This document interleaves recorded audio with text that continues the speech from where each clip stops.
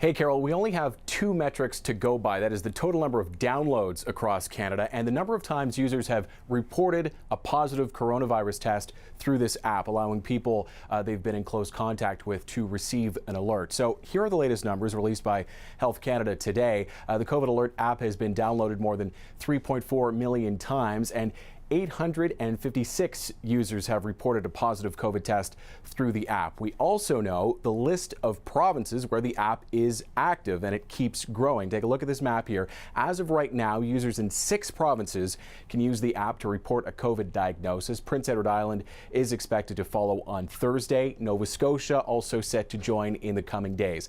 The major holdouts remain Alberta and British Columbia. Neither of those has set a timeline for adopting the national app. Same goes for the territories. What is unknown as well is how many people have received an exposure notification, meaning they have received a push alert saying they've perhaps been exposed to the coronavirus. That information is not being withheld. It's simply not accessible by the government or by anyone for that matter because of the built-in privacy features in that COVID Alert app. Carol. Thomas, Health Canada is considering adding new features to the app. What can you tell us? Well, we shouldn't hold our breath. Health Canada told us their priority remains right now to roll out the app to all the provinces and territories as is. But we know BC is holding out for what they call some adjustments to the app. Exactly what, they've not said. But Health Canada is considering, for example, compatibility with wearable devices. If you look at Singapore, officials there offered what they called wearable tokens to people without smartphones to help with contact tracing. In Canada, a move like that could help make the COVID Alert app accessible to more people, considering right now it can only be used by people with smartphones made in the past 5 years. What you're seeing there is the NHS app in Britain. That is another thing that Health Canada has been looking at, is compatibility with QR codes.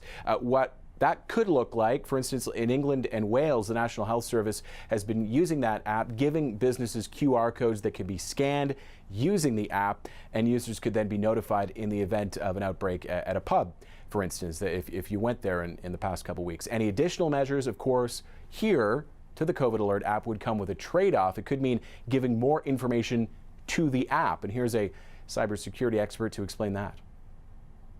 When you're adding other features, you have to be careful because the more features you add, the more there is to understand and the more ins and outs there are to the technology layers involved and what data is being involved in sending that back and forth to some sort of central repository. So as long as the government's able to roll out new features while keeping that same privacy-first approach, I think they'll be okay.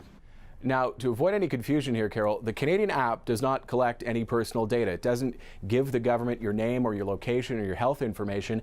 It only does one thing, using Bluetooth to deliver those notifications to people who may have been exposed to a coronavirus carrier. And it only works, Carol, if people use it.